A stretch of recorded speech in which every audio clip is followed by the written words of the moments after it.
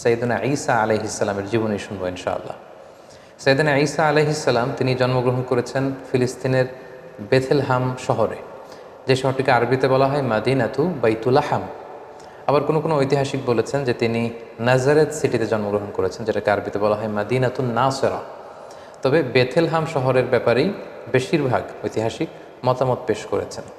কিন্তু কোরআন আল কারীমে সুনির্ধারিতভাবে ওনার জন্মস্থানের কথা বলা হয়নি, বরং বলা হয়েছে বাইতুল মুকাদ্দাস থেকে একটা রিমোট এরিয়াতে, দূরবর্তী কোনো একটা জায়গায়, যেটা সারাউন্ডেড বাই ডেট ট্রিজ, খেজুর গাছ দ্বারা বেষ্টিত, এরকম কোনো একটি জায়গায় আল্লাহ নবী ঈসা আলাইহিস সালাম জন্মগ্রহণ করেছেন। আমরা ওনাকে চিনি আল্লাহ নবী ঈসা হিসেবে অথবা ঈসা রুহুল্লাহ হিসেবে, কিন্তু খ্রিস্টান সম্প্রদায় তারা ঈসা আলাইহিস সালামকে জেসাস ক্রাইস্ট বলে থাকে, যেটাকে বাংলায় যীশু খ্রিস্ট বলা হয়। কালামুল্লাহ মাজিদে ঈসা আলাইহিস সালামের অনেকগুলো নাম উল্লেখ হয়েছে। কোরআন কখনো কখনো ওনাকে অ্যাড্রেস করেছে আল মাসিহ বলে, কখনো উল্লেখ করেছে ঈসা ইবনু মারিয়াম বলে, কখনো রূহ বলে, এবং মাঝে মাঝে কালিমাতুহু বলে। আল মাসিহ বলা হয়েছে এজন্য কারণ আরবিতে মাসাহা ইয়ামসাহু মানে টাচ করা, মাসেহ করা, মেসেজ করা। ঈসা আলাইহিস সালাম মেসেজ করে দিলে কিছু অবাক ঘটনা ঘটতো, সেগুলো আমরা সামনে শুনবো। আবার কখনো বলা হয়েছে ঈসা ইবনু মারিয়াম, মারিয়ামের সন্তান ঈসা, যেহেতু ওনার পিতা ছিল না। কখনো বলা হয়েছে রূহ মানে স্পিরিট, আল্লাহ তাআলা স্পেশাল স্পিরিট এখানে দিয়েছিলেন। আবার কখনো বলা হয়েছে কালিমাতুহু, আল্লাহর বিশেষ কালিমা। তিনি পৃথিবীতে পিতা ছাড়া জন্মগ্রহণ করেছেন। আমরা জানি যে সাধারণত আমাদের প্রত্যেকের মা আছে, বাবা আছে, বাবা এবং মায়ের মাধ্যমে আমরা পৃথিবীতে এসেছি, কিন্তু তিনি পৃথিবীতে একমাত্র মানব যিনি শুধুমাত্র মায়ের গর্ভ থেকে এসেছেন, পিতার সংস্পর্শ ছাড়া। ওনার পিতা ছিল না, এবং তিনি বনী ইসরায়েলের সর্বশেষ নবী। এবং ওনার প্রতি আল্লাহ তাআলা ইনজিল কিতাব নাজিল করেছেন। আমরা জানি যে প্রসিদ্ধ 4টি আসমানি কিতাব রয়েছে, এর মধ্যে ইনজিল হচ্ছে অন্যতম। তাওরাত, জাবুর, ইনজিল এবং কোরআন। তো ওনার কাছে ইনজিল নাজিল হয়েছে, যেটাকে খ্রিস্টান কমিউনিটি এটাকে বাইবেল বলে বা গসপেল বলে থাকে। এবং তিনি হচ্ছে 5 জন উলুল আজমি মিনার রসুল আছে, যারা দৃঢ় প্রত্যয়ী, খুবই দৃঢ় প্রত্যয়ের অধিকারী 5 জন নবী। তাদের মধ্যে থেকে তিনি একজন। তারা হচ্ছেন নূহ আলাইহিস সালাম, ইব্রাহিম আলাইহিস সালাম, মূসা আলাইহিস সালাম এবং এই ঈসা আলাইহিস সালাম, এবং আমাদের প্রিয় নবী মুহাম্মদ রাসূলুল্লাহ সাল্লাল্লাহু আলাইহি ওয়াসাল্লাম। এবং তিনি একমাত্র নবী যিনি এখনও ইন্তেকাল করেননি, তিনি এখনও বেঁচে আছেন। আল্লাহ তাআলা বিশেষ কুদরতে ওনাকে আকাশে তুলে নিয়েছেন। তিনি একটা সময় শেষে, শেষ জামানায়, কিয়ামতের অদ্যাবধি পূর্বে, আগ মুহূর্তে পৃথিবীতে আসবেন। ইমাম মাহাদির নেতৃত্বে তিনি গোটা বিশ্বে সাম্য, শান্তি, ভালোবাসা, ইসলাম এটা প্রতিষ্ঠা করবেন, এবং স্বাভাবিকভাবে অন্যান্য নবীদের মতো তিনি পৃথিবীতে ইন্তেকাল করবেন। তার মায়ের নাম ছিল মারিয়াম, আমরা জেনেছি। এবং আমাদের প্রফেট সিরিজের জাকারিয়া আলাইহিস সালামের পর্বে আমরা মোটামুটি মারিয়াম আলাইহিস সালামের ঘটনার ব্যাপারে আলোচনা করেছিলাম। আল্লাহ তাআলা মারিয়াম আলাইহিস সালামকে গোটা বিশ্বের নারীকুলের মধ্য থেকে স্পেশালি তিনি চুজ করেছেন, তিনি তাকে পিউরিফাই করেছেন, তাকে সিলেক্ট করেছেন। এবং মারিয়াম আলাইহিস সালামের নামে কোরআনের স্বতন্ত্র একটি সূরা এসেছে। আমরা জানি কোরআনে 114টি সূরা, এর মধ্যে একজন নারীর নামে কোরআনে একটি সূরা ডেডিকেট করা হয়েছে, আর সেটা হচ্ছে সূরাত মারিয়াম, সেটা ঈসা আলাইহিস সালামের মায়ের নামে সূরা। কোরআনে আল্লাহ পাক তাকে সিদ্দিকা বলেছেন, সত্যবাদী নারী। এবং তিনি কুমারী হয়েও সন্তান জন্মদান করেছেন। এবং সাইয়েদনা মারিয়াম আলাইহিস সালাম এবং তার সন্তান আল্লাহ নবী ঈসা আলাইহিস সালামকে আল্লাহ তাআলা শয়তানের দুষ্ট খোঁচা থেকে হেফাজত করেছেন। কারণ ঈসা আলাইহিস সালামের নানি হান্না বিনতে ফাখুজ স্পেশালি আল্লাহ তাআলার কাছ থেকে দোয়া করে এটা চেয়ে নিয়েছিলেন। কোনো নিউবর্ন বেবি যখন পৃথিবীতে আসে, শয়তান তাকে খোঁচা দেয়, তখন বাচ্চাটা ওয়া ওয়া করে কেঁদে ওঠে। এটা ঘটেনি শুধু মারিয়াম আলাইহিস সালামের ক্ষেত্রে এবং আল্লাহ নবী ঈসা আলাইহিস সালামের ক্ষেত্রে। সম্মানিত সুধী, আল্লাহ নবী ঈসা আলাইহিস সালামের জন্মটাই একটা মিরাকেল, তার জন্মটাই একটা মুজিজা।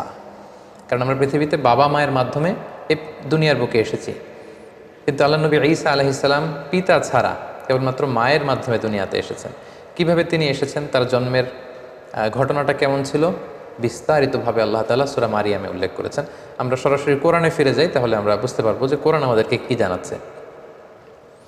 সূরা মারিয়ামে আল্লাহ তাআলা ইরশাদ করেছেন, ওয়াজকুর ফিল কিতাবি মারইয়ামা ইয ইনতাবাদাত মিন আহলিহা মাকানান শারকিয়্যা। মানে হে নবী, আমাদের রাসূলকে আল্লাহ তাআলা উদ্দেশ্য করে বলছেন, হে নবী, আপনি এই কোরআনে মারিয়ামের কথা উল্লেখ করুন, যে পূর্ব দিকে, তার ফ্যামিলি থেকে পূর্ব দিকে কোনো একটা জায়গায় গিয়েছিল। ফাত্তাখাযাত মিন দুনিহিম হিজাবান, সে হয়তো গোসলের কাজে বা ব্যক্তিগত কোনো কাজে হেজাব দিয়ে চারদিকে পর্দা টাঙিয়ে কোনো একটা কাজ করছিল। ফা আরসালনা ইলাইহা রূহানা, ঠিক ওই মুহূর্তে আমি জিবরাইল আলাইহিস সালামকে পাঠালাম। নির্জন একটা এলাকা, তিনি একাকী কাজ করছিলেন। হঠাৎ আল্লাহ তাআলা তার ফেরেশতা জিবরাইল আলাইহিস সালামকে পাঠালেন। ফাতামাসসালা লাহা বাশারান সাবিয়্যা, এবং জিবরাইল আলাইহিস সালাম মানুষের আকৃতিতে তার সামনে যে উপস্থিত হলো। মারিয়াম আলাইহিস সালাম দেখে ভয় পেয়ে গেলেন। কলা, তিনি বললেন, ইন্নী আউযু বির-রহমানি মিনকা ইন কুনতা তাকিয়া, অর্থাৎ আমি তোমার ব্যাপারে আল্লাহর কাছে পানাহা চাই যদি তুমি আল্লাহকে ভয় করো। সাবধান, তুমি আমার সামনে এসো না, তুমি পুরুষ মানুষ, তুমি এখানে কি করছো, এখানে কেন এসেছো? কলা, সাইয়েদনা জিবরাইল আলাইহিস সালাম বললেন, ইন্নামা আনা রাসূলু রাব্বিকি লিআহাবা লাকি গুলামান যাকিয়া, অর্থাৎ মারিয়াম ভয় নেই, আমি সাধারণ মানুষ নয়, আমি আল্লাহর ফেরেশতা, আল্লাহর পাঠানো অ্যাঞ্জেল, ফেরেশতা। আমি এসেছি তোমাকে একটা গোলামান জাকিয়া, পবিত্র সন্তান গিফট করবার জন্য। একথা শুনে তো মারিয়াম আলাইহিস সালাম আতকে উঠলেন। তিনি বললেন, ক্বালাত আন্না ইয়াকুনু লি গুলাম, আমার কি করে সন্তান হবে? ওয়ালাম ইয়ামসাসনি বাশার, কোনো মানুষ তো আমাকে, কোনো পুরুষ তো আমাকে স্পর্শ করেনি। সন্তান হতে হলে তো আগে বিয়ে করতে হবে, নারী পুরুষের দৈহিক মিলন হতে হবে, পৃথিবীর যেই ন্যাচারাল সিস্টেম, এবং সেই পদ্ধতিতে একটা সার্টেন পিরিয়ড শেষে আমার হয়তো সন্তান হবে। তো আমি তো বিয়েই করিনি, আমি তো কুমারী, এবং কোনো পুরুষ আমাকে কখনো স্পর্শ করেনি। আর ওয়ালাম আকু বাগিয়া, আমি তো ব্যভিচারিণীও নই, আমি তো এমন নষ্টা ভ্রষ্টা নারী নই যে আমি পরপুরুষের সাথে কোনো ধরনের ব্যভিচারে লিপ্ত হয়েছে কিংবা অপকর্ম করেছি, ফলে তার মাধ্যমে আমার সন্তান, আমার গর্ভে সন্তান আসবে, এটা তো সম্ভব নয়, কিভাবে হবে? কলা, জিবরাইল ইসলাম বললেন, কাযালিকি, এমনিই হবে। কলা রব্বুকি হুয়া আলাইয়া হাইয়ান, তোমার রব আমাকে এই বলে পাঠিয়ে দিয়েছে যে এটা আমার পক্ষে সম্ভব, আমি আল্লাহ তাআলা চাইলেই এই মিরাকেল ঘটাতে পারি। বলি নাজা আলাহু আয়াতান লিন্নাস, আল্লাহ তাআলা বলেন যে এটা আমি করতে চাই যাতে করে তার সন্তানকে গোটা বিশ্বের জন্য আমি একটা নিদর্শন করে রাখতে পারি। ও রাহমাতাম মিন্না, আমার পক্ষ থেকে রহমত স্বরূপ। ওয়া কানা আমরাম মাকদিয়া, আর মারিয়াম তুমি বিচলিত হয়ে লাভ নেই, এটা ডিসাইডেড, আল্লাহ তাআলার সিদ্ধান্ত হয়ে গিয়েছে। আমরাম মাকদিয়া, জাস্ট এখন এটা প্লে হবে, আল্লাহ তাআলা ডিসাইড করেছেন এমনটা ঘটাবেন এবং এমনটা ঘটবে। ফাহামালাতহু ফান্তাবাযাত বিহি মাকানান কসিয়া, এবং মুহূর্তের মধ্যেই সাইয়েদনা মারিয়াম আলাইহিস সালাম তিনি প্রেগনেন্ট হয়ে গেলেন। মুহাসসিরিন ইকরাম বলেছেন যে জিবরাইল আলাইহিস সালাম একটা ফু দিলেন, সেটা মারিয়াম আলাইহিস সালামের জামার পকেটের ভেতর দিয়ে মারিয়াম আলাইহিস সালামের গর্ভের ভেতরে টাচ করলো, এবং এটা ছিল একটা special spirit, breathed into it, আল্লাহ তাআলা স্পেশাল একটা রুহের ফুৎকার দিয়েছেন, এবং সেই রুহের ফুৎকার যখন মারিয়াম আলাইহিস সালামের গর্ভে চলে গেল, তিনি প্রেগনেন্ট হয়ে গেলেন। সুবহানাল্লাহি বিহামদি।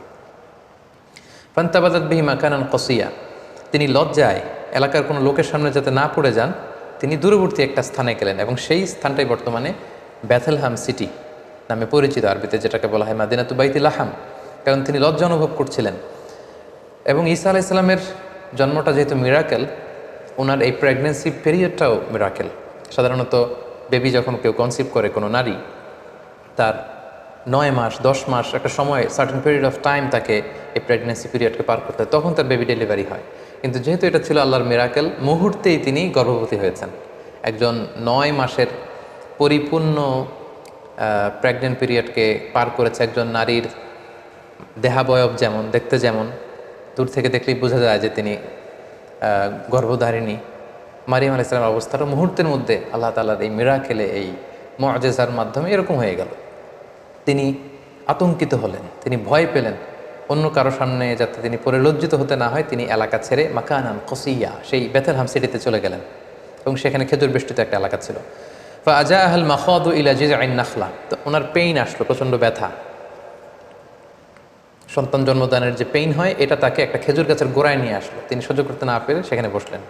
ক্বালাত ইয়া লাইতানি মিত্তু ক্বাবলা হাযা, এবং নিজের সাথে কথা বলতে লাগলেন যে হায় রে, আজকের এই সিচুয়েশন ফেস করার আগে আমি যদি মারা যেতে পারতাম কতই না ভালো হতো, আমি যদি মরে যেতে পারতাম। ওয়া কুনতু নাসিয়াম মানসিয়া, অথবা আমি যদি মানুষ থেকে বিস্মৃত হয়ে যেতে পারতাম, অর্থাৎ মারিয়াম নামে একজন লোক ছিল পৃথিবীতে, এটা যদি সবাই ভুলে যেত তাহলে কতই না ভালো হতো, তাহলে তো আমি লজ্জিত হওয়া লাগতো না। ফানাদাহা মিন তাহতিহা আল্লা তাহজানি, অর্থাৎ বোঝা গেল যে এরকম পরিস্থিতির মধ্য দিয়ে তিনি গর্ভপাত করলেন, ডেলিভারি হলো, আল্লাহর মিরাকেল মুআজিজা ঈসা আলাইহিস সালাম পৃথিবীতে আসলেন। মুহূর্তেই ফানাদাহা মিন তাহতিহা, তার নিচ থেকে একটা আওয়াজ আসলো যে আল্লাহ তাহজানি, হে মারিয়াম তুমি চিন্তিত হয়েও না। কদ জাআলা রাব্বুকি তাহতাকি সারিয়া, এই তো দেখো তোমার পায়ের নিচ দিয়ে একটা স্রোতস্বিনী ঝর্ণাধারা প্রবাহিত হচ্ছে, সুবহানাল্লাহ। এবং আল্লাহ বললেন ওয়া হুজ্জি ইলাইকি বিজিযইন নাখলাতি তুসাকিত আলাইকি রুতাবান জানিয়া, হে মারিয়াম তুমি খেজুরের ডালা ধরে টান দাও, তাহলে দেখবে যে উপর থেকে খেজুর গাছ থেকে টসটসে সুমিষ্ট পরিপক্ক পাকা খেজুর নিচে পড়বে, এবং ওই খেজুর তুমি খাও। ফাকুলি ওয়াশরাবি, তুমি খাও পান করো, ওয়াকর্রি আইনা, আর এই তোমার নবজাতক সন্তানের দিকে তাকিয়ে তোমার চোখ জুড়াও, দেখো কত ফুটফুটে চমৎকার সন্তান আমি তোমাকে দিয়েছি। ইম্মা তারাইন্না মিনাল বাশারি আহাদান, কোনো মানুষ যদি দেখো, আমি তোমাকে পলিসি বাতলে দিচ্ছি, তুমি কি করবে? ফাকুলি ইন্নি নাদারতু লিররহমানি সাওমা ফালান উকাল্লিমাল ইয়াওমা ইনসিয়া, তুমি ইঙ্গিতে বলো যে আমি রোজা রেখেছি, আমি কারোর সাথে কথা বলবো না। আমাদের এই শরিয়াতে রোজার সিস্টেম হচ্ছে সকাল থেকে শুরু করে সন্ধ্যা পর্যন্ত না খেয়ে থাকা, কিন্তু ওনাদের শরিয়াতে রোজার সিস্টেম ছিল সকাল থেকে সন্ধ্যা পর্যন্ত মৌনতার রোজা রাখা, মানে চুপ থাকা। সকাল থেকে সন্ধ্যা পর্যন্ত খাওয়া যাবে, পান করা যাবে, কিন্তু কথা বলা যাবে না, কথা বললে রোজা ভেঙে যাবে। তো মারিয়াম তুমি ইঙ্গিতে বলো যে তুমি রোজা রেখেছ। ফাআতাত বিহি কওমাহা তাহমিলু, অবশেষে মারিয়াম আলাইহিস সালাম কী করবেন তিনি বুঝে উঠতে পারছিলেন না। অবশেষে তিনি শিশু সন্তান ঈসা আলাইহিস সালামকে কোলে নিয়ে এলাকার লোকদের কাছে আসলেন। কলু ইয়া মারিয়াম, সবাই বললো হে মারিয়াম, লাকদ জিইতি শাইআন ফারিয়া, এ কি অঘটন তুমি ঘটালে, এটা কি করলে তুমি? তুমি সন্তান পেলে কোত্থেকে? তোমার তো বিয়ে হয়নি, কোত্থেকে তুমি বেবি পেলে? ইয়া উখতা হারুন মা কানা আবুকি ইমরাআ সাউইন ওয়া মা কানাত উম্মুকি বাগিয়া, তোমার বাবা তো ভালো লোক ছিল, তোমার মাও তো ব্যভিচারিণী ছিল না, তুমি এই কাজ কেমন করে করলে? মারিয়াম, তোমার মা ছোটবেলা তোমাকে বাইতুল মুকদ্দাসে রেখেছে, আমরা ভেবেছি তুমি কত ভালো মেয়ে হবে, বাইতুল মুকদ্দাসের তুমি সেবা করো, তোমাকে ভালো মেয়ে মনে করেছিলাম, তুমি কি করে এমন কাজটা করলে? ফাআশারাত ইলাই, মারিয়াম আলাইহিস সালাম এলাকার লোকদের এই প্রশ্নবাণে যখন তাকে জর্জরিত করা হচ্ছিল, তিনি কোনো কথা বললেন না, তিনি শিশু সন্তানের দিকে ইঙ্গিত করলেন। ফাআশারাত ইলাই, অর্থাৎ আমি কিছু বলতে পারবো না, এই ছেলের দিকে তাকাও, ছেলেকে বলো। ফাআশারাত ইলাই, ঈসা আলাইহিস সালামের দিকে ইঙ্গিত করলেন, নোটিস করলেন। কলু, তারা রেগে গিয়ে বললো কাইফা নুকাল্লিমু মান কানা ফিল মাহদি সাবিয়া, হে মারিয়াম তুমি কি আমাদের সাথে ঠাট্টা করছো? এই দোলনায় থাকা বা তোমার কোলে থাকা শিশুর সাথে আমরা কীভাবে কথা বলবো? কেন তুমি এই কাজ করলে? ঠিক ওই মুহূর্তে একটা যুগান্তকারী ভাষণ দিয়েছিলেন সাইয়েদনা ঈসা আলাইহিস সালাম। মায়ের পবিত্রতা বর্ণনা করেছিলেন, নিজের পরিচয় পেশ করেছিলেন। ছোট্ট দুধের শিশু মায়ের কোল থেকে আঙ্গুল তুলে বললেন ইন্নী আব্দুল্লাহ আতানিয়াল কিতাব ওয়া জাআলানি নাবিয়্যা। সবাইকে অবাক করে দিয়ে এই দুধের শিশু কথা বলতে আরম্ভ করলো। তিনি বললেন যে আমি আল্লাহর গোলাম। আতানিয়াল কিতাব ওয়া জাআলানি নাবিয়্যা, আল্লাহ তাআলা আমাকে কিতাব দিয়েছেন, তিনি আমাকে নবী বানিয়েছেন। ওয়া জাআলানি মুবারাকান আইনামা কুনতু ওয়া আওসানি বিসসালাতি ওয়াজ যাকাতি মা দুমতু হাইয়্যা, তিনি আমাকে বরকতময় করেছেন। আল্লাহ তাআলা আমাকে সালাতের আদেশ দিয়েছেন, আল্লাহ তাআলা আমাকে যাকাতের আদেশ দিয়েছেন।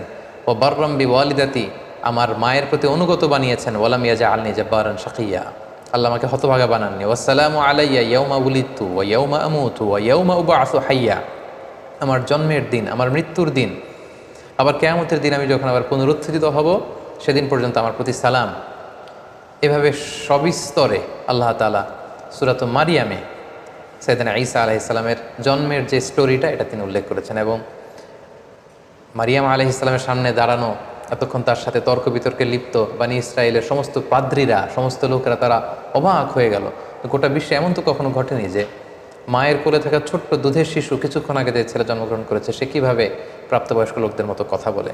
এবং সাইয়েদনা ঈসা আলাইহিস সালাম সেদিন নিজের পরিচয় দিয়েছিলেন, তার মা যে ব্যভিচারিণী নন সেটাও তিনি প্রমাণ করেছিলেন। সম্মানিত শুধু ঠিক এভাবে আল্লাহ তাআলা ঈসা আলাইহিস সালামের জন্মের বৃত্তান্ত সূরা মারিয়ামে উল্লেখ করেছেন। এবং ঈসা আলাইহিস সালামের এই অলৌকিক জন্মের কারণে পুরো খ্রিস্ট সমাজ কিন্তু তাকে আল্লাহ সন্তান বলে অভিহিত করে। নাউজুবিল্লাহ, তারা বলে যে Jesus Christ is the son of god, যে যীশু খ্রিস্ট সে হচ্ছে আল্লাহ তাআলার সন্তান। এবং এই কথাটার প্রতিবাদ করে দ্ব্যর্থহীন ভাষায় আল্লাহ তাআলা সূরা আলী ইমরানে তিনি বলছেন যে ইন্না মাসালা ঈসা ইনদাল্লাহি কামাসালি আদম খলাকাহু মিন তুরাব সুম্মা ক্বালা লাহু কুন ফায়াকুন, অর্থাৎ খ্রিস্ট সমাজের কি হলো, তারা কেন ঈসা আলাইহিস সালামকে, ঈসাকে আমার সন্তান বলে? তার অলৌকিক জন্মের কারণে তারা কেন তাকে আমার সন্তান বানায়? আল্লাহ তাআলা এখানে প্রশ্ন ছুড়ে দিলেন যে ঈসার জন্ম বা ঈসার দৃষ্টান্ত তো আল্লাহ তাআলার কাছে আদম আলাইহিস সালামের মতো। অর্থাৎ কেমন যেন আল্লাহ তাআলা বুঝাতে চাইলেন যে ঈসাকে যদি আমার সন্তান বলো, তাহলে আদমকে বলো না কেন? আদমের ব্যাপারটা তো আরও আশ্চর্যজনক। ঈসার জন্মটা যদি তোমাদের কাছে অবাক লাগে যে পৃথিবীতে বাবা মা দুইজনের মাধ্যমে সন্তান আসে, তো ঈসাকে আমি পাঠিয়েছি বাবা ছাড়া, শুধু মায়ের মাধ্যমে, এজন্য তোমরা অবাক হয়ে তো তোমরা আশ্চর্য হয়ে তাকে আমার সন্তান বলছো, তাহলে আদমের ব্যাপারে তোমরা বলো না কেন? আদমের তো বাবাও নেই, মাও নেই।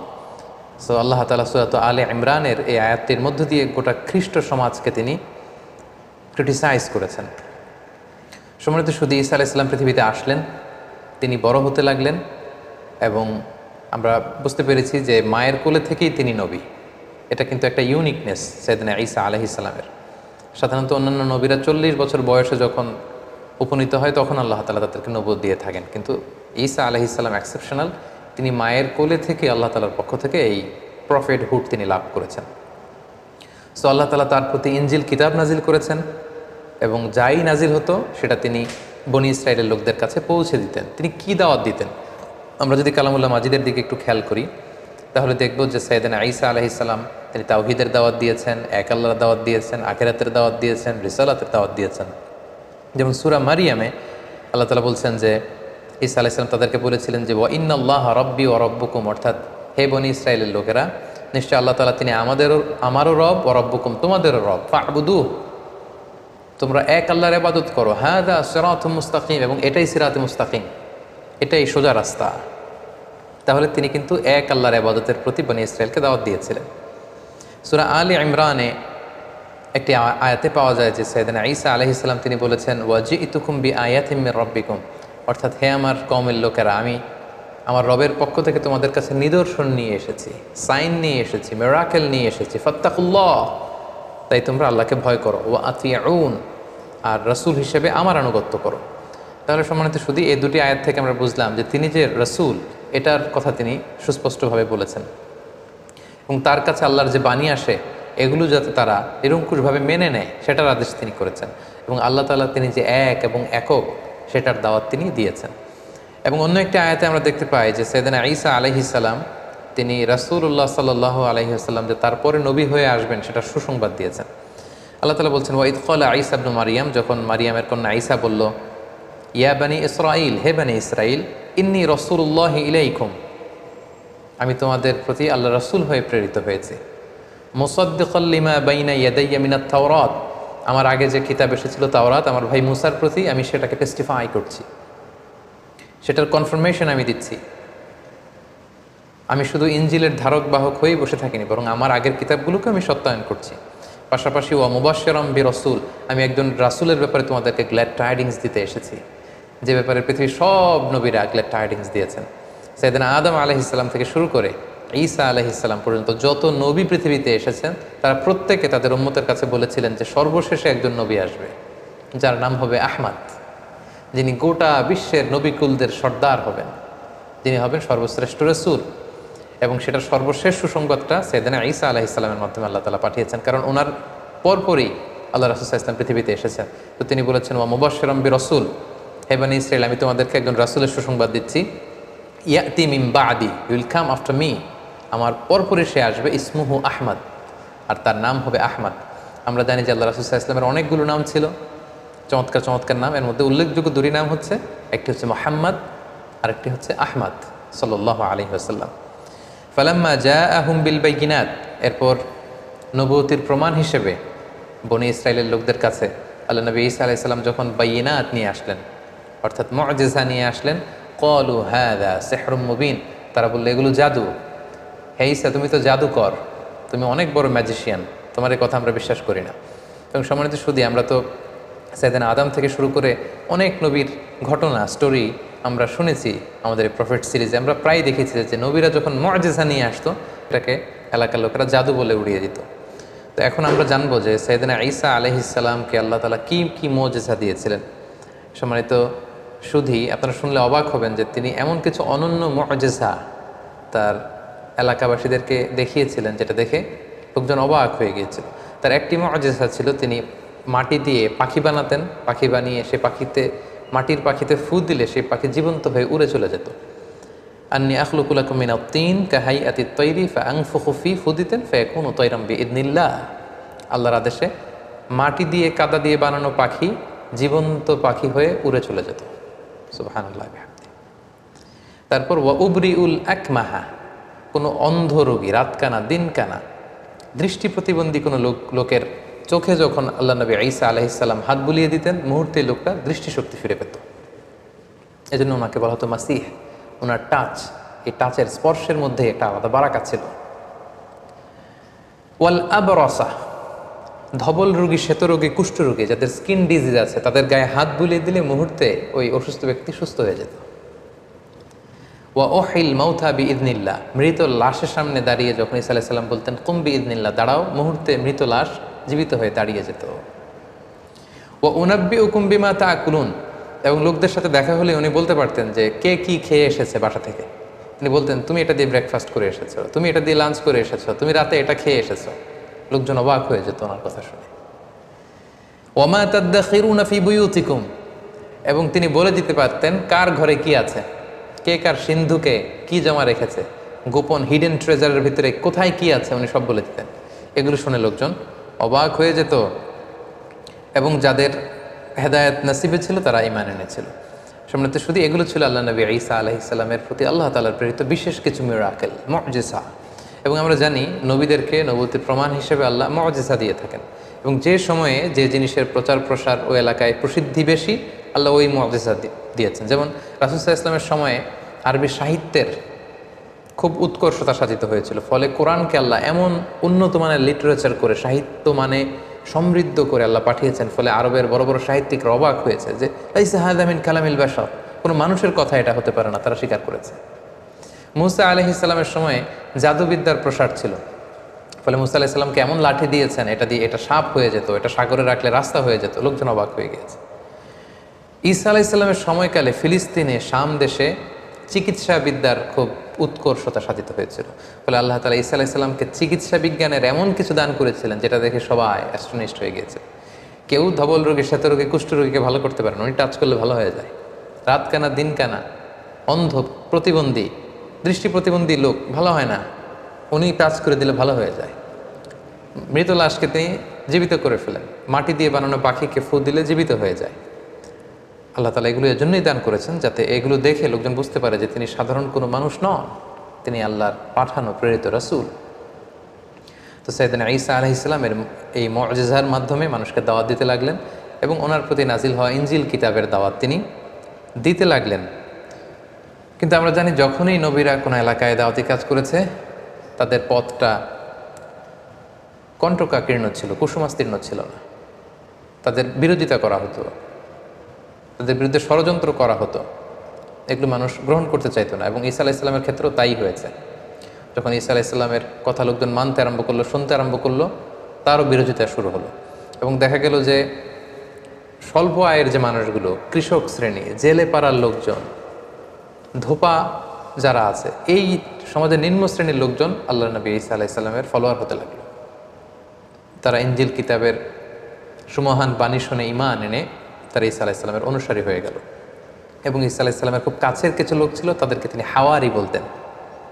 ঈসা আলাইহিস সালামের সাথীদেরকে বলা হয় হাওয়ারি, আর আমাদের প্রিয় নবী মুহাম্মদ রাসূলুল্লাহ সাল্লাল্লাহু আলাইহি সাল্লামের সাথীদেরকে বলা হয় সাহাবী।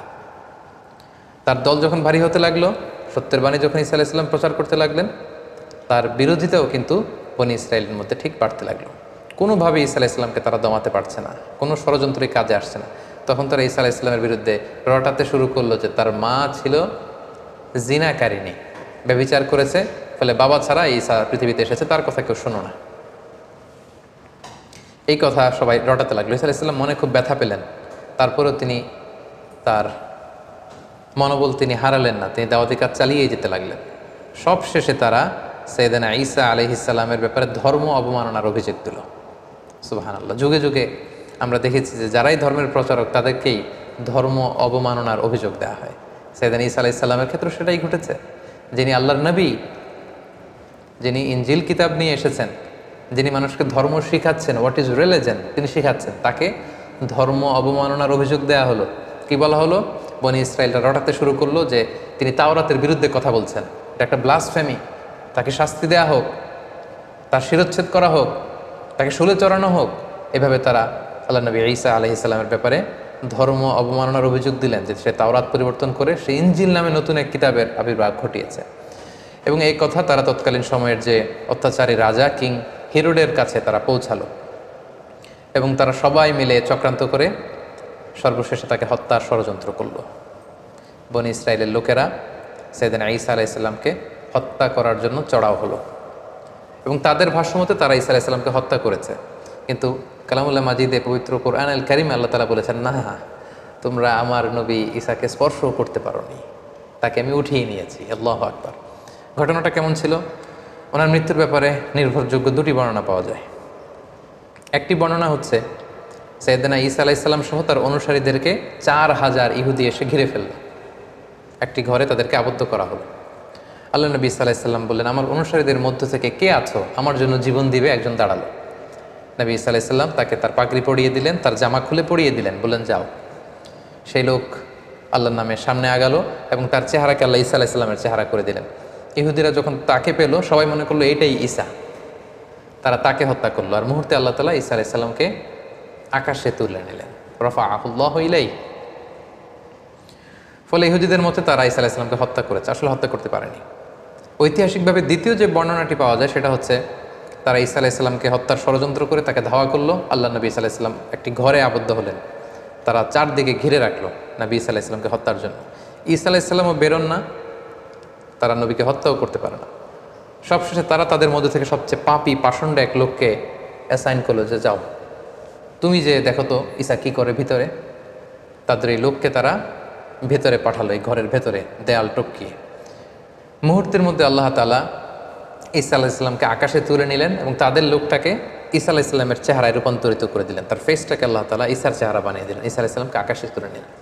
এখন দীর্ঘ সময় হয়ে যায়, তাদের লোকটাও ফিরে না। তারা ভাবলো ঘটনা কি হয়েছে আমাদের পাঠানো লোকটার? দেখি তো ভিতরে ঢুকেই দেখেই তো ঈসা দাঁড়িয়ে আছে। আসলে এটা কিন্তু ঈসা ছিল না, এটা ছিল তাদের পাঠানো, তাদের প্রেরিত সেই লোক। তারা ওই লোকটাকেই হত্যা করলো। ঈসা আলাইহিস সালাম মনে করে একেই শুলে চড়ালো, একেই হত্যা করলো। কিন্তু হত্যার পরে তাদের মধ্যে কয়েক দল হয়ে গেল, কেউ বললো এটা ঈসা, কেউ বলে ঈসা না। কারণ আল্লাহ তাআলা শুধু তাদের পাঠানো লোকটার চেহারাটাকে ঈসা আলাইহিস সালামের মতো করেছিল, কিন্তু ওই লোকটার জামা কাপড় হাত দেহের অন্যান্য অঙ্গ প্রত্যঙ্গ কিন্তু ওই লোকের মতোই ছিল। ফলে তারা শঙ্কায় পড়ে, একটা সংশয়ে পড়ে গেল যে আসলেই কি আমরা হত্যা করেছি। এ ব্যাপারে আল্লাহ তাআলা খুব সুস্পষ্ট সূরাতুন নিসার ভেতরে উল্লেখ করেছেন যে ওয়াকাউলিহিম, ইহুদিরা বলে থাকে ইন্না কাতালনাল মাসীহ ঈসা ইবনে মারইয়াম, আমরা মারিয়ামের সন্তান ঈসাকে হত্যা করেছি, এটা তারা ক্লেইম করে থাকে। কিন্তু আল্লাহ বলেন ওয়ামা কতালু, তারা আমার নবী ঈসাকে হত্যা করতে পারেনি। ওয়ামা সলাবু, তাকে শুলেও চড়াতে পারেনি। ওয়ালাকিন সুব্বিহা লাহুম, এই পুরো বিষয়টাই তাদের কাছে অস্পষ্ট আমি করে দিয়েছি। আমি আল্লাহ এমন এক মেকানিজম এখানে ঘটিয়ে দিয়েছে, এমন ঘটনা ঘটিয়ে দিয়েছে যার ফলে পুরো ইহুদি সমাজ তারা এখানে সন্দেহে পড়ে গিয়েছে। আল্লাহ বলেন ওয়ামা কতালুহু ইয়াকিনা, তারা আমার নবী নিশ্চিতভাবে ঈসাকে হত্যা করতে পারেনি। বাল রাফাআহুল্লাহু ইলাইহি, আল্লাহ তাআলা বলেন যে আমি আমার নিজের কাছে আমার নবী ঈসাকে উঠিয়ে নিয়েছি। সম্মানিত শুধু এই হচ্ছে ঈসা আলাইহিস সালামের এই পৃথিবীতে ওনার জীবদ্দশায় সর্বশেষ ঘটনা। কোরআন আমাদেরকে এটা কনফার্ম করেছে যে ইহুদিরা তাকে হত্যাও করতে পারেনি, ক্রুশেও চড়াতে পারেনি, বরং আল্লাহ তাআলা ঈসা আলাইহিস সালামকে উঠিয়ে নিয়েছেন। এবং প্রিয় নবী মুহাম্মদ রাসূলুল্লাহ সাল্লাল্লাহু আলাইহি সাল্লাম আমাদেরকে জানিয়েছেন যে ঈসা আলাইহিস সালাম তিনি ইন্তেকাল করেননি, তিনি একমাত্র নবী যিনি জীবিত আছেন, তিনি আকাশে আছেন এবং শেষ জামানায় তিনি পৃথিবীতে আবার নেমে আসবেন। সহিহ মুসলিমের একটা বর্ণনায় জানা যায় আল্লাহর হাবিব সাল্লাল্লাহু আলাইহি ওয়াসাল্লাম বলেন যে অবশ্যই কিয়ামতের আগে এমন একটা সময় আসবে যখন ঈসা আলাইহিস সালাম আসবেন কিভাবে, হাকামান মুকসিতা, তিনি ন্যায়পরায়ণ শাসক হয়ে আবির্ভূত হবেন। ফায়াকসুরুস সলিব, তিনি যত ক্রুশ, ইংরেজিতে যেটাকে ক্রস বলে, খ্রিস্টানদের একটা রিলিজিয়াস আইকনিক ব্যাপার, এই যত ক্রুশ আছে এই ক্রুশকে তিনি ভেঙে ফেলবেন। ওয়ায়াকুতুলুল খিনজির, তিনি শূকর হত্যা করবেন। ওয়াদাউল জিজিয়া, জিজিয়া ট্যাক্সের সিস্টেম তিনি উঠাবেন। ওয়াফিদুল মাল, গোটা বিশ্বে সম্পদের তারল্য ছড়িয়ে পড়বে, গোটা বিশ্বে তিনি সাম্য, শান্তি, ভ্রাতৃত্ব, ইসলামকে তিনি প্রতিষ্ঠা করবেন। এবং সহিহ মুসলিমের আরেকটি বর্ণনায় নাওয়াস ইবনে সামআনের রাদিয়াল্লাহু তাআলা আনহুর বর্ণিত হাদিস, যেখানে রাসূল ইসলাম দাজ্জালকে নিয়ে বিস্তর আলোচনা করেছেন, সেখানে তিনি বলেছেন যে এই দাজ্জাল যখন পৃথিবীতে ফিতনা ছড়াবে ঠিক তখনই আল্লাহ নবী ঈসা আলাইহিস সালাম এই পৃথিবীতে আগমন করবেন। কোথায়? দামেস্কের, সিরিয়ার রাজধানী দামেস্কের একটা মসজিদে তিনি আসবেন। আমরা জানি যে দামেস্ক শহর এখনও আছে, ইংরেজিতে ড্যামাস্কাস বলে। এই দামেস্ক শহরের একটা ইনদাল মানারাতিল বাইদা, একটা মসজিদের সাদা মিনারার পাশে তিনি ফেরেশতার পাখায় ভর করে শাঁ করে জমিনে নেমে আসবেন। আসার সাথে সাথেই তখন মুসলিম কমান্ডার যে থাকবে ঈসা আলাইহিস সালামকে বলবেন যে আপনি ইমামতি করুন, ঈসা আলাইহিস সালাম বলবেন, না, আল্লাহ তাআলা এই উম্মাতের যে সম্মান দিয়েছে সে কারণে তুমি ইমামতি করবে, কারণ আমি নেতা হয়ে আসিনি, তোমাদের মধ্যে থেকেই নেতা হবে, তিনি ইমামতি করবেন। এরপর ঈসা আলাইহিস সালাম দাজ্জালকে খুঁজতে শুরু করবেন। ইহুদিরা দাজ্জালের মিত্র হবে। ঈসা আলাইহিস সালামের শ্বাস প্রশ্বাস যে কাফেরের গায়ে লাগবে সেই মারা যাবে। এবং ফিলিস্তিনে এখনও একটা জায়গা আছে, জায়গাটার নাম বাবুল লুদ। হাদিসে এই শব্দটাই বলা হয়েছে, বাবুল লুদ, এবং এখনও ওই জায়গাটা বাবুল লুদ নামেই পরিচিত। ঠিক ওই জায়গায় আল্লাহ নবী ঈসা আলাইহিস সালাম দাজ্জালকে হত্যা করবেন। ইয়াজুজ মাজুজ আসবে, তিনি তুর পাহাড়ে চলে যাবেন মুসলিমদেরকে নিয়ে, ইয়াজুজ মাজুজের অত্যাচার থেকে পরিত্রাণের জন্য দোয়া করবেন, তারাও চলে যাবে।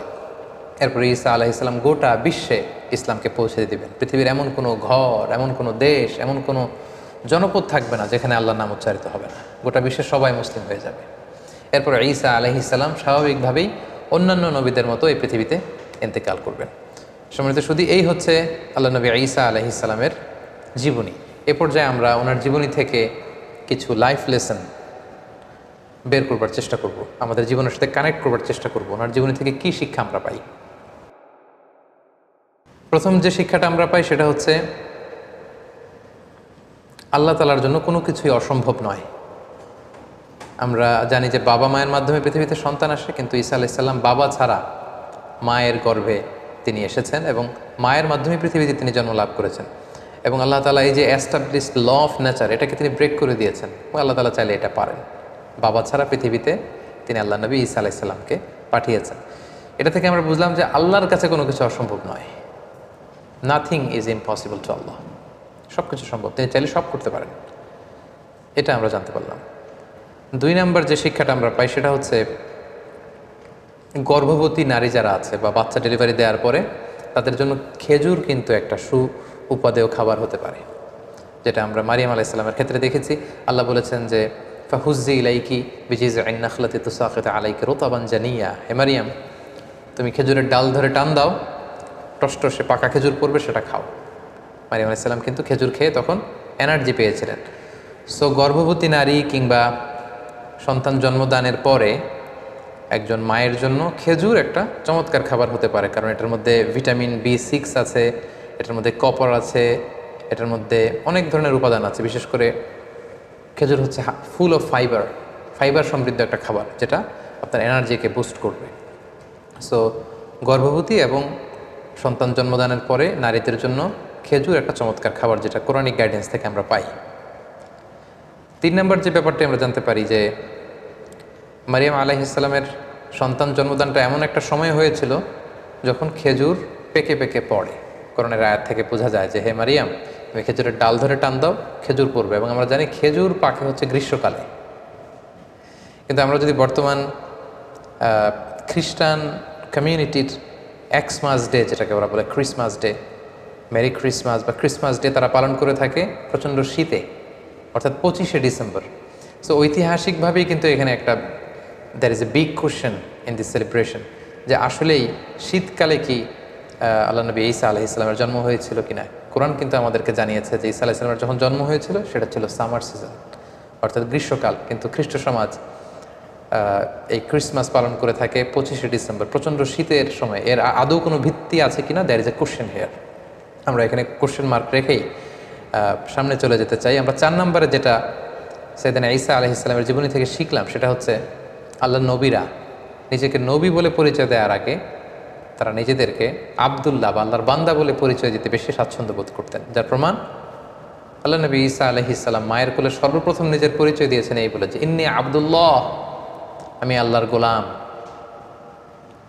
আগে বলেছেন গোলাম বা দাস, তারপরে তিনি বলেছেন আতানিয়াল কিতাব, আল্লাহ তিনি আমাকে কিতাব দিয়েছেন, ইনজিল কিতাব। ওয়াজআলানি নাবিয়্যা, তিনি আমাকে নবীও বানিয়েছেন। তাহলে নবী পৃথিবীতে সবচাইতে শ্রেষ্ঠ যারা, তারা নিজেদেরকে আল্লাহর দাস, আল্লাহর গোলাম বলতে স্বাচ্ছন্দ্য বোধ করতেন। এবং আল্লাহ রাসূল সাল্লাল্লাহু আলাইহি ওয়াসাল্লাম তিনিও নিজেকে সবসময় আব্দুল্লাহ বা আল্লাহর গোলাম বলে পরিচয় দিতেন। সো আমরা অহংকার করার কোনো সুযোগ কোনো বিশ্বাসীর নেই, বরং বিশ্বাসীরা সবসময় নিজেদেরকে দাস হিসেবে পরিচয় দেয়। আমরা সবাই হচ্ছি কুল্লুনা ইবাদুল্লাহ, আমরা আল্লাহর গোলাম। 5 নম্বর যে শিক্ষাটা আমরা পাই সেটা হচ্ছে আল্লাহ নবী ঈসা আলাইহিস সালাম এবং ওনার মা মারিয়াম আলাইহিস সালাম, ওনারা উভয়ই কিন্তু মানুষ ছিলেন, যেটা মুসলিম ডক্ট্রিনের সাথে, ইসলামী ডক্ট্রিনের সাথে খ্রিস্টান ডক্ট্রিনের একটা পার্থক্য। ক্রিশ্চিয়ান কমিউনিটি তারা এই দুজনকে ঈসা আলাইসাল্লামকে বলে যে ঈসা আলাইসাল্লাম ছিল হচ্ছে আল্লাহর সন্তান, আর মারিয়াম আলাইহিসসালামকে তারা ম্যারি বলে। তারা বলে যে ম্যারি হচ্ছে আল্লাহর স্ত্রী, তাদের একদল আবার বলে ম্যারি হচ্ছে আল্লাহর মা। সো কোরআন কিন্তু দ্ব্যর্থহীন কণ্ঠে ঘোষণা করেছে যে তারা উভয়ই মানুষ ছিলেন। ঈসা আলাইহিসসালাম তিনি আল্লাহর বান্দা ছিলেন, মানুষ ছিলেন, মারিয়াম মানুষ ছিলেন। কিন্তু খ্রিস্ট সম্প্রদায় একটা স্পেশাল আইডিওলজিতে তারা বিশ্বাস করে, যেটাকে তারা বলে ত্রিত্ববাদ, ট্রিনিটি, এবং কোরআন এই ট্রিনিটিকে সুস্পষ্টভাবে নাকচ করেছে। যেমন সূরাতুল মায়েদাতে আমরা দেখি আল্লাহ তাআলা বলছেন, মাল মাসিহ ইবনু মারিয়ামা ইল্লা রাসূল, মারিয়ামের সন্তান ঈসা রাসূল ছাড়া কিছু ছিল না, তিনি একজন রাসূল। কদ খালাত মিন ক্বাবলিহির রুসুল, তার আগে অনেক রাসূল অতিবাহিত হয়েছে, তাদের ধারাবাহিকতায় তিনিও একজন রাসূল। ও উম্মুহু সিদ্দীকা, আর ঈসার মা মারিয়াম সে সত্যবাদী একজন নারী। কানা ইয়াকুলানি তাআম, তারা উভয়ই সাধারণ মানুষদের মতো খাবার খেত, তাদেরও ক্ষুধা লাগতো, তারা খাবার খেত, তারা মানুষের সাথে মিশতো, তারা মানুষ ছিল। তোমরা কি করে এই ট্রিনিটিতে বিশ্বাস করো, ত্রিত্ববাদে বিশ্বাস করো? তারা বিশ্বাস করে যে আল্লাহিত্ব বা খোদায়িত্ব এটা তিন ভাগে বিভক্ত। একটা পার্ট নিয়ন্ত্রণ করে আল্লাহ, আরেকটা নিয়ন্ত্রণ করে আল্লাহর স্ত্রী ম্যারি, আরেকটা পার্ট নিয়ন্ত্রণ করে আল্লাহর সন্তান জেসাস ক্রাইস্ট। তাদের আরেক দল বলে যে না, এই ডিভাইনিটি এটা তিন ভাগে বিভক্ত। খোদায়িত্বের এক ভাগ হচ্ছে আল্লাহর হাতে, এক ভাগ হচ্ছে জিবরাইল আলাইহিসসালামের হাতে, আরেক ভাগ হচ্ছে সাইয়েদনা ঈসা আলাইহিসসালামের হাতে। কোরআন কিন্তু এগুলোর সুস্পষ্ট বিরোধিতা করে কোরআন জানিয়েছে যে না, ঈসা আলাইহিসসালাম তার মা তারা আল্লাহর গোলাম ছিল এবং তারা মানুষ ছিল। 6 নম্বর যে শিক্ষাটা আমরা পাই সেটা হচ্ছে ঈসা আলাইহিসসালামের প্রতি আমাদের শ্রদ্ধা এবং বিশ্বাসের মধ্য দিয়ে আমাদের মধ্যম পন্থা ফুটে ওঠে। কারণ আল্লাহ তাআলা আমাদেরকে বলেছেন যে উম্মাতান ওয়াসাতা, আমরা হচ্ছে মধ্যমপন্থী উম্মাত। আমরা যদি ঈসা আলাইহিসসালামের ব্যাপারে তাকাই তাহলে দেখব যে ইহুদিরা ওনাকে খাটো করেছে, ছোট করেছে। ইহুদিদের একদল তাকে বলেছে যে তিনি হচ্ছেন ওয়ালাদুজ জিনা, নাউযুবিল্লাহ, অর্থাৎ জিনার সন্তান।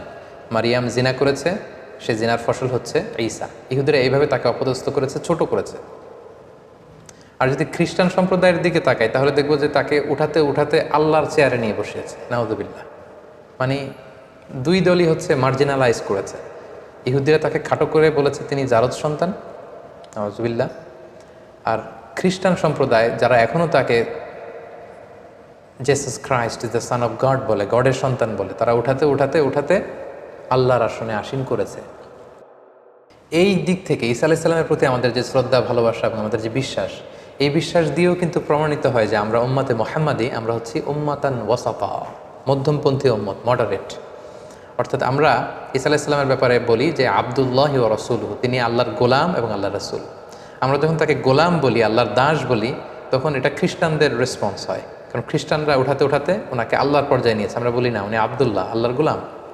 আবার আমরা যখন বলি রসুলহু, তিনি আল্লাহর রসুল, তখন এটা জিউস কমিউনিটির জন্য আমাদের পক্ষ থেকে রেসপন্স হয় যে না, তোমরা যে বলছো ওয়ালাদুজ জিনা, জিনার সন্তান না, উনি জিনার সন্তান নয়, উনি হচ্ছেন আল্লাহর সম্মানিত রসুল। সো ওনার প্রতি আমাদের বিশ্বাস হচ্ছে উনি আবদুল্লাহ ওয়া রাসূলু, তিনি আল্লাহর গোলাম, আল্লাহর দাস এবং আল্লাহর প্রেরিত রসুল। তার প্রতি ইনজিল কিতাব নাজিল হয়েছে, তার মার নামে আল্লাহ সরাসরি একটা কমপ্লিট সূরা কোরআনে ডেডিকেট করেছে। সো যদিও তিনি আমাদের নবী নন, তিনি খ্রিস্টানদের নবী, তারপরে ওনার প্রতি সঠিক বিশ্বাস এবং আকীদা আমরা কোরআনের মাধ্যমে পেয়েছি। তিনি হচ্ছেন আবদুল্লাহি ওয়া রাসূলুহু।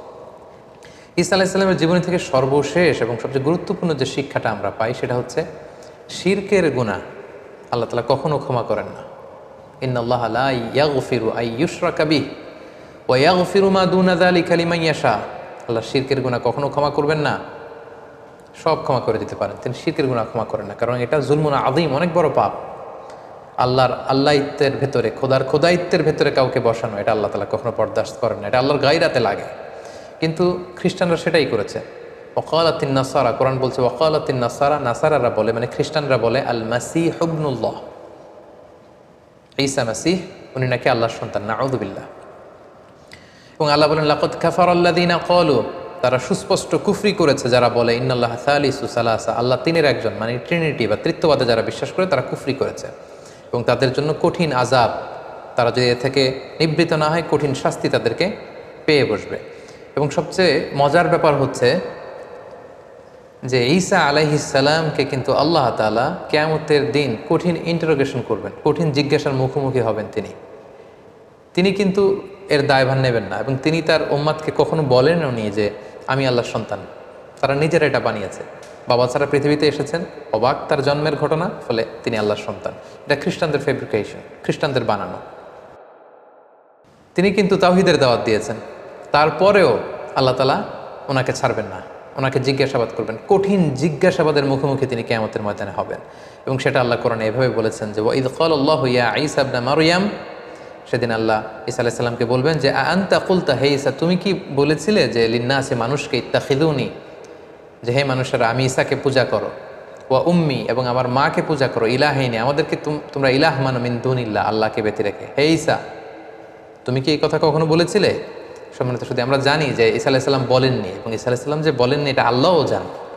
তারপরেও এটা এমন একটা ইস্যু, আল্লাহ তাআলা নিজেও এটা বরদাস্ত করবেন না। আল্লাহ ঈসা আলাইহিস সালামকে ইন্টারোগেট করে তার মুখ দিয়ে বারবার এটা বের করে কিয়ামতের গোটা ময়দানে যখন খ্রিস্ট সম্প্রদায় থার থার করে কাঁপবে, আল্লাহ তাআলা এই জবাবদিহি সবার সামনে দেখাবেন। এই প্রশ্ন যখন আল্লাহ তাআলা ছুড়ে দেবেন, ঈসা আলাইহিস সালাম বলবেন ক্বালা সুবহানাক, আল্লাহ আপনি অতি মহান পবিত্র। মা ইয়াকুনু লি আন আকুলা মা লাইসা লি বিহাক, যেটা বলার কোনো অধিকার আমার নেই সেটা আমি কি করে বলি আল্লাহ, আমি কেন এমনটি বলবো? ইন কুনতু কুলতু, আর যদি আমি এমনটি বলেই থাকতাম দুনিয়াতে, ফাকাদ আলিমতা, তাহলে আপনি তো সেটা জানতেন। তাআলামু মা ফি নাফসি, আল্লাহ আমার অন্তরে কি আছে আপনি জানেন। ওয়ালা আ'লামু মা ফি নাফসিক, আপনার অন্তরে কি আছে আমরা জানি না। ইন্নাকা আনতা আল্লামুল গুয়ুব, আপনি অদৃশ্যের খবর রাখেন। হে আল্লাহ মা কুলতু লাহুম ইল্লা মা আমারতানি, আপনি আমাকে যা আদেশ করেছিলেন আমি তো পৃথিবীতে কেবল তাই বলেছি। আমি তো বার্তাবাহকের কাজ করেছি, বাণীবাহকের কাজ। ইনজিল কিতাবে আপনি যা বলেছেন আমি তাই পৌঁছে দিয়েছি। আর সেটা কি? সেটা ছিল আমি বলেছি আনি আবুদুল্লাহ, তোমরা আল্লাহর ইবাদত করো। রব্বি, আল্লাহ হচ্ছেন আমার রব। ঈসা আলাইহিস সালাম কিন্তু বলেননি যে আমি আল্লাহর সন্তান, তিনি বলেছেন রব্বি, তিনি আমার রব। ওয়া রব্বাকুম, আল্লাহ তাআলা আমার যেমনি রব তোমাদেরও রব। ওয়া কুনতু আলাইহিম শাহীদাম মা দুমতু ফীহিম, হে আল্লাহ আমি এই কথার উপরই ছিলাম পৃথিবীতে যতদিন বেঁচে ছিলাম, আমি তো এটাই বলেছি। ফালাম্মা তাওয়াফাইতানি, আর যখন আপনি আমাকে মৃত্যু দিলেন, কুনতা আনতার রাকিবা আলাইহিম, এরপরে কি হয়েছে আল্লাহ আমি সেটা জানি না। আমার তিরোধানের পর গোটা বিশ্বের খ্রিস্ট সমাজ কি বলেছে সেটার দায়ভার আমি নিব না। ওয়া আনতা আলাইহিম ওয়া আনতা আলা কুল্লি শাইইন শাহীদ, আর সে ব্যাপারে আপনি ভালো জানেন, আপনি সব দেখেছেন। সম্মানিত সুধী, দেখেন আমরা যদি এই আয়াতটাকে একটু অ্যানালাইসিস করি তাহলে দেখব যে ঈসা আলাইহিস সালাম কখনো এই শিরকের কথা বলেননি। তিনি কখনো বলেননি আমি আল্লাহর সন্তান, আমার মা ম্যারি বা মারিয়াম আল্লাহর স্ত্রী, কখনো তিনি কথা বলেননি। এটা খ্রিস্টানদের বানানো কথা, এবং আল্লাহ তাআলা খুব ভালো করে জানেন যে তিনি বলেননি। তারপরেও এটা আল্লাহর স্ট্যাটাসের বিষয়, এটা আল্লাহর গায়রাতের বিষয়। আল্লাহ গোটা খ্রিস্ট সমাজের সামনে ঈসা আলাইহিস সালামকে দাঁড় করে জিজ্ঞেস করবেন তুমি কি এটা বলেছিলে? এই পরিস্থিতির মধ্যে আল্লাহ বোঝাতে চাইবেন যে হে খ্রিস্ট সমাজ, যে ঈসাকে তোমরা খোদা মনে করতে, তাকে আজ জবাবদিহি করা লাগতেছে আমার সামনে। এবং কিয়ামতের ভয়াবহ যে দৃশ্যটা কতটা ভয়ঙ্কর হবে, ভয়াবহ হবে, সেটাই কিন্তু আল্লাহ তাআলা এই আয়াতের মধ্য দিয়ে আমাদেরকে বুঝিয়ে দিলেন। এবং আল্লাহ বুঝাতে চাইলেন দেখো আমার প্রশ্নের মুখোমুখি হয়ে সাফাই গাইতে যে ঈসা কত অস্থির হয়ে আমাকে উত্তর দিচ্ছে, নানাভাবে সে করজোরে আমার কাছে ক্ষমা চেয়ে বলছে আল্লাহ আমি তো এটা বলিনি, আমি তো এটা বলিনি, আল্লাহ আমি তো এটা বলিনি। এই পরিস্থিতি, এই এক্সপ্রেশন এবং এই আয়াতগুলো থেকে সম্মানিত শুধু আমরা বুঝতে পারি যে শিরকের গুনাহ আল্লাহ তাআলা কখনো ক্ষমা করেন না। এবং কেউ যদি শিরক করে, আল্লাহ বলেন লা ইন আশরাকতা, আমার সাথে যদি কাউকে অংশীদার করো, শিরক করো, লা ইয়াহবাতান্না আমালুক, তোমার জীবনের সব আমলগুলো বাতিল হয়ে যাবে। এবং গোটা খ্রিস্ট সম্প্রদায়কে অত্যন্ত ভালোবাসার সাথে আজকের প্রফেট সিরিজের এই এপিসোড থেকে আমরা আহ্বান জানাতে চাই যে আপনারা দেখুন কালামুল্লাহ মাজিদে আপনাদের নবী ঈসা আলাইহিস সালামের ব্যাপারে কতটা ব্যালেন্সড, কতটা ভারসাম্যপূর্ণ চিন্তা বা বিশ্বাসের সমন্বয় ঘটিয়েছে কোরআন। আমরা ঈসা আলাইহিস সালামের ব্যাপারে বলি যে তিনি হচ্ছে আব্দুল্লাহ ওয়া রাসূলুহু, আল্লাহর নবী ঈসা, Jesus Christ, he was the messenger of God, তিনি আল্লাহর পাঠানো নবী ছিলেন। And he was the as well a servant of God, তিনি আল্লাহর দাস ছিলেন। এবং ঈসা আলাইহিস সালাম যে আল্লাহর সন্তান ছিলেন না, সেটা তিনি শিশু অবস্থাতেই প্রথম শব্দ দিয়ে বলেছেন। তার জীবনের মুখ থেকে উচ্চারিত প্রথম শব্দটা ছিল মায়ের কোল থেকে ইন্নী আব্দুল্লাহ, আমি আল্লাহর দাস। গোটা খ্রিস্ট সমাজ কি করে আল্লাহ নবী ঈসা আলাইহিস সালামকে আল্লাহর সন্তান বলে দাবি করে? আমরা তাওহীদের আহ্বান জানিয়ে, আমরা এক আল্লাহর ইবাদতের প্রতি আহ্বান জানিয়ে প্রফেট সিরিজের এই 24তম পর্বটি শেষ করছি। আল্লাহ তাআলা আমাদের সবাইকে কথাগুলো বোঝার